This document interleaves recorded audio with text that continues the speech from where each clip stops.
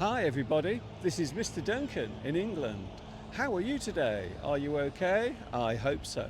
Are you feeling happy today? I hope you are happy. Here I am once again on my travels, but I know what you're thinking. Mr. Duncan, where are you? Well, I've decided to come to the coast, the Yorkshire coast, in fact. But it is not just me, there is someone else here as well. On a rather windy beach, we have some sunshine, we even have tractors driving around at high speed on the beach. Apparently, they are old tractors, some of them around 100 years old, according to a young lady that we just spoke to. So here we are, but where are we? That is the big question. Well, to answer the question, we have our special guest all the way from Much Wenlock, which just happens to be where I live as well. It is the one, the only,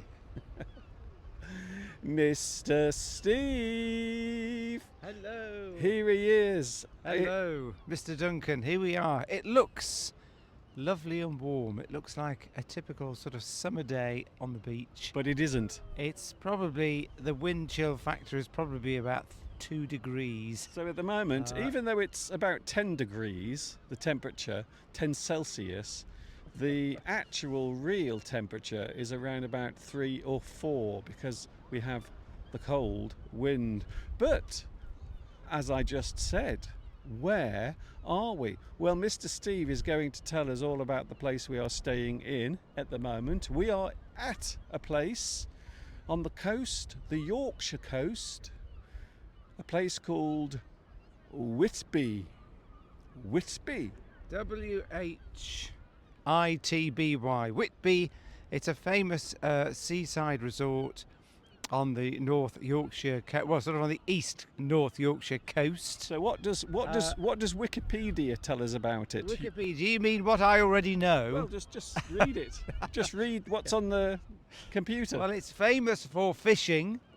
Okay. And also whaling in the old days. Back in the day when people used to kill whales for their blubber, they used to do that quite a lot. So it's also famous for herring and whaling fleets, as we said. I had this morning for breakfast a smoked kipper, which is a herring that has been smoked, which is a delicacy you can eat in this area. Can I just say, I did not know that. I thought kippers were actually kippers. I thought there was a fish that swam in the ocean called a kipper. So all I'm going to say now is, Mr. Duncan, you silly sausage, no, kippers are the smoked variety of that particular type of fish. Of the herring fish, famous for the bones having that herringbone pattern that you can see in clothes. Sometimes you have a herringbone pattern in, for example, a suit. Yes, if you have a very expensive jacket, some sort of jacket or blazer, quite often they will be described as a herringbone jacket because of the shape of the stitching. It looks a little bit like a herringbone. So other things that Whitby is famous for, on the beach you can search for Whitby jet, which is black fossilized wood that used to be used in jewellery in the 19th century. Really? Yes, so we're going to hunt around, Mr. Duncan, for some Whitby jet. Is it valuable? No, but they used to make jewellery out of it. It's fossilized wood that has somehow appeared on the beach here, and people used to collect it and turn it into jewellery. And well, I can do that, Mr. Duncan. I can make you a brooch. You could start your own business finding bits of broken stones and shells on the beach, and you could make your own jewellery. What, Steve? I found some. Is that it? Look, Whitby jet. So this is it, everyone. This is what Steve just mentioned. Apparently it's everywhere because Steve just found some. Look at that. I'll turn that into... So where there? You have to talk into the mic, Steve. Okay, can set that into a ring for Mr. Duncan. I just found that, Mr. Duncan, just that second. What is the chances of that? So there it is, Whitby Jet. So this is the stuff that you can make jewellery out of. I will keep this as a memento. It's cold. It's not very easy to say memento. Memento is something you keep to remind you of a certain period of time. So the other thing that it's famous for here, we're going to go to this later. We're going to walk up 199 steps. Really? To a ruined abbey, which inspired Bram Stoker to write Dracula. This place, so this place is the inspiration for Bram Stoker's Dracula. Now I'm just wondering whether or not there are still any vampires living in Whitby. I wonder. Yes, well, Bram Stoker stayed here at some point in the 19th century, and then wrote his novel based on the inspiration from the rather haunted and well, it is haunted, but it's also ruined, and we will film that, and you can see that later. Talking of haunted and ruined, a lot of the people walking around Whitby also look a little bit haunted and ruined.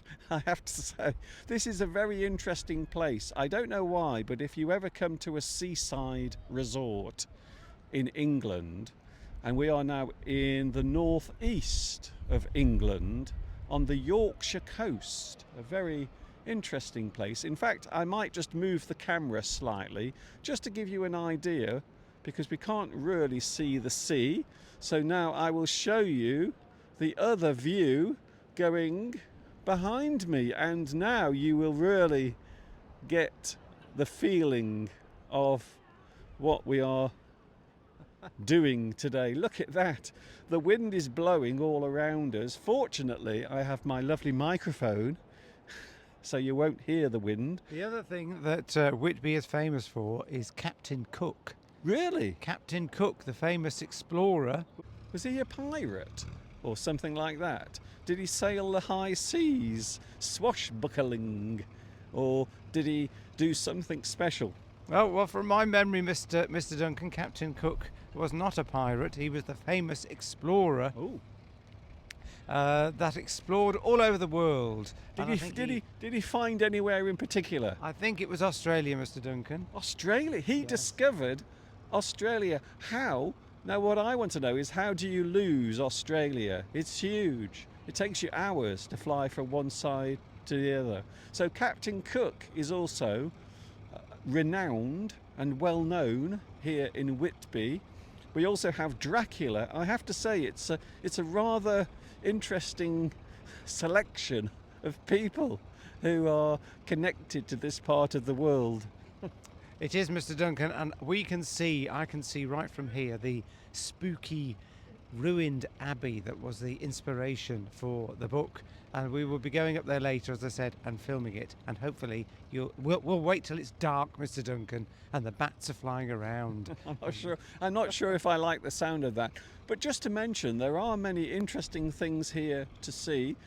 There are lots of fishing boats. You can even go out on a boat as well if you are feeling brave enough, which I am not, by the way. I am not feeling brave enough, so I won't be doing it.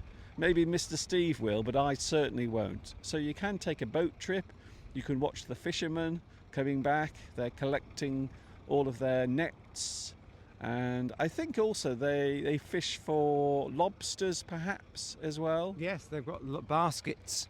Of course, we mustn't forget the other thing that any seaside resort is famous for in the UK, and that is fish and chips. Oh, yes, there are lots of fish and chip shops. The only thing we've noticed is they are very, very expensive.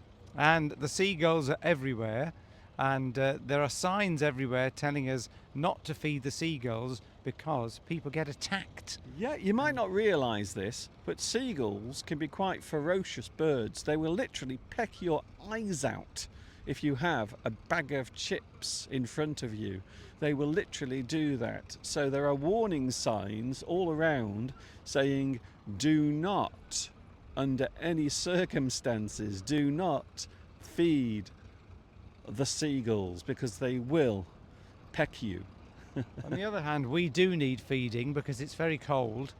Probably, as we've said, about equivalent to about 2 degrees centigrade with the wind chill factor. It's also, you would expect lovely fresh air by the sea, but you'd be surprised at the pollution due to diesel engines from the boats. The boats, and also we have those tractors that were driving around behind us earlier.